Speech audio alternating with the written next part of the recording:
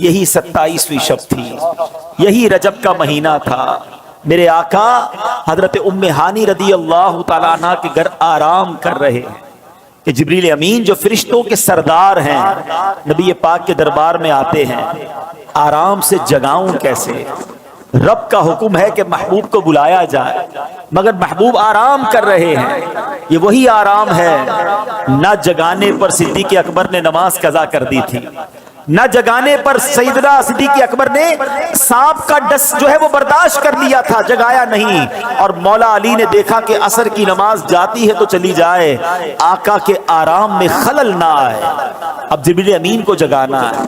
اللہ اکبر، بلاوا رب کی طرف سے ہے۔ تو اعلیٰ حضرت نے گویا قصیدہ معراج میں کہا کہ فرمایا یہی سما تھا کہ پے کے رحمت، خبر یہ لایا کہ چلیے حضرت، ذرا سمجھیے گا بات کو، کیا خبر لایا کہ چلیے حضرت تمہاری خاطر کشادہ ہے۔ کیا کشادہ ہے؟ جو کلیم پر بند راستے تھے، نبی پاک کو حتیم میں لایا گیا، وہاں نبی پاک کے سینہ اقدس کو چیرا گیا اور اس میں نور کی برسات کی گئی، حکمتیں داخل کی گئی، پھر سینہ اقدس کو بند کر دیا گیا۔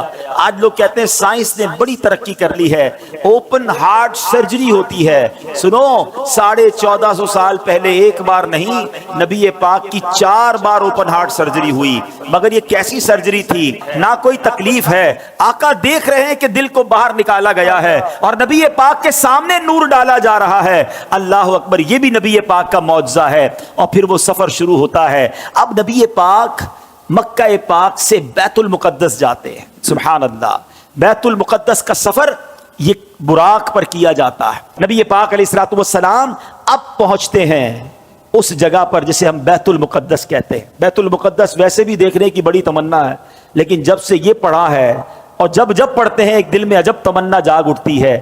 ذرا سوچو تو صحیح کہ کائنات میں ایسی نماز نہ اس سے پہلے ہوئی نہ اس کے بعد ہوگی، جب اس کائنات کے سب سے بہترین افراد یعنی انبیاء کرام کم و بیش 1,24,000 آل ٹوگیدر ونس ٹائم، ایک ہی وقت میں وہ بیت المقدس میں موجود ہیں، صفے تیار ہیں، مؤذن فرشتے ہیں، اقامت دینے والے جبریل امین ہیں۔ اور اب جبریل امین نے عرض کیا حضور اب آپ امامت فرمائیے۔ امام الانبیاء میرے آقا امامت فرما رہے ہیں۔ سبحان اللہ، سیدی اعلیٰ حضرت امام اہل سنت بڑی پیاری بات لکھتے ہیں، فرماتے کہ وجہ کیا تھی، معراج کی رات کی جماعت کیوں جو ہے وہ سجائی گئی، یہ بلایا کیوں گیا سب کو؟ سبحان اللہ، رہتی دنیا کو یہ بتانا تھا۔ اعلیٰ حضرت کہتے ہیں نماز اقصیٰ میں تھا یہی سر کہتے راز کو، عیاں کہتے ظاہر ہونا۔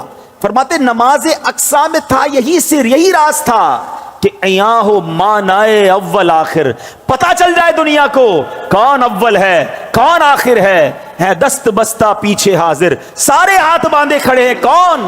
جو سلطنت آگے کر گئے تھے۔ اقصیٰ میں سواری جب پہنچی، اقصیٰ میں سواری جب پہنچی، جبریل نے بڑھ کے کہی تکبیر۔ اقصیٰ میں سواری جب پہنچی، جبریل نے بڑھ کے پڑھی تکبیر۔ نبیوں کی امامت اب بڑھ کر سلطان جہاں فرماتے گئے، اللہ اللہ کہو، اللہ اللہ اللہ اللہ اللہ اللہ کہو، اللہ اللہ۔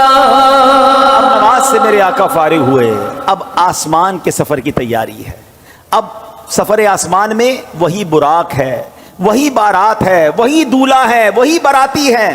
آن کی آن میں پہلا آسمان آ گیا، اور اللہ کے حبیب کا یہ سفر کتنا فاسٹ ہوا، نبی پاک آگے بڑھتے گئے، اب سدرۃ المنتہا آ گیا۔ اب یہاں جو ساتھی ہے جو ام ہانی کے گھر سے لے کر ساتھ جا رہے ہیں جبریل امین، وہ عرض کرتے ہیں کہ حضور بس اب یہاں سے آگے میں نہیں جا سکوں گا، یہ میری لمٹ ہے، اس سے آگے گیا تو میرے پر جل جائیں گے۔ اللہ اکبر، اب اس کے آگے فقط رب کے حبیب جا رہے ہیں۔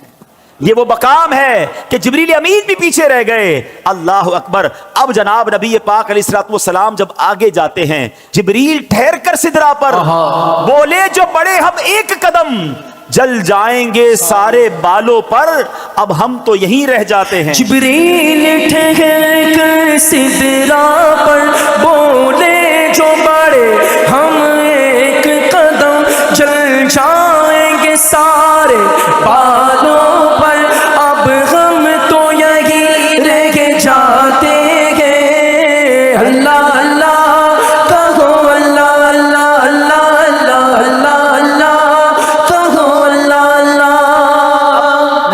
پاک کا جو اگلا سفر ہے نا اس کے بارے میں کوئی کچھ نہیں بتا سکتا کہ وہاں کیا ہوا، کتنی دیر دیدار ہوا، اللہ نے اپنے حبیب کو کیا دیا، حبیب پاک نے کیا لیا۔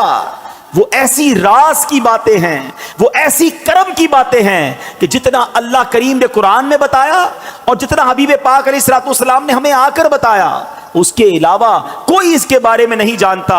تو اب یہ وہ سفر ہے میٹھے اسلامی بھائیوں کہ جب نبی پاک علیہ الصلوۃ والسلام یہ سفر کر کے واپس آئے، یہ عظیم سفر ہے، جنت کے طبقات دکھائے، جہنم کے مشاہدات کیے، آل ٹوگیدر جب یہ سفر کر کے نبی پاک واپس آتے ہیں تو آج لوگ کہتے ہیں جناب کہ بڑی سائنس نے ترقی کر لی ہے، بڑا مہینوں کا سفر دنوں کا سفر منٹوں میں طے ہوتا ہے۔ لیکن میرے آقا کے اس سفر میں جس میں ہزاروں سال کا یہ ٹریول ہے، علماء کہتے ہیں اگر اس کو لاجیکلی کیلکولیٹ کریں نا تو یہ کئی ہزار سالوں کا سفر بنتا ہے۔ مگر نبی پاک جب واپس آئے تو جو دروازہ کھولتے وقت کنڈی ہل رہی تھی وہ اب بھی ہل رہی ہے، جو بستر چھوڑ کے میرے آقا گئے وہ بستر اب بھی گرم ہے۔ آقا نے وضو کیا تھا، ہم وضو کرتے زمین پر پانی بہتا ہے، راوی لکھتے نبی پاک آئے وہ پانی ابھی بھی بہ رہا تھا۔ تو ہو سکتا ہے آج کا یہ ماڈرن دور کوئی ماڈرن نوجوان آ کر کہے، سائنسدان آ کر کہے کہ جناب اب تو سائنس نے اتنی ترقی کر لی، تمہارے نبی تو اونٹوں اور گھوڑوں پر سفر کرتے تھے، آج ہم جناب چاند پر پہنچ گئے، مریخ پر پہنچ گئے، بڑا راکٹوں کا زمانہ آ گیا ہے، سپر سونک ایئر کرافٹ بن رہے ہیں، آواز کی رفتار سے زیادہ تیز طیارے بن گئے۔ بتاؤ کیا اسلام میں تمہارے نبی کے پاس کوئی ایسا معجزہ ہے جو آج کی سائنس کو جواب دے سکے؟ اللہ اکبر، سنو تو صحیح، ہزاروں سال کا سفر کر کے میرے آقا آتے ہیں اور کنڈی ابھی ہل رہی ہے۔ گویا ہوا یہ کہ کم وقت میں نہیں بلکہ نبی پاک نے یہ سارا سفر نو ٹائم میں کیا، وقت وہی ٹھہرا ہوا تھا۔ ماجرا یہ ہے، اب عشق والا جواب سن لو، دراصل بات یہ ہے کہ میرے آقا تو سارے جہان کی جان ہے نا، ہے جب جان چلی گئی تو جہان رک گیا تھا، آقا واپس آئے جہان نے پھر چلنا شروع کر دیا۔ اعلیٰ حضرت کہتے ہیں نا وہ جو نہ تھے تو کچھ نہ تھا، وہ جو نہ ہو تو کچھ نہ ہو، جان ہے وہ جہان کی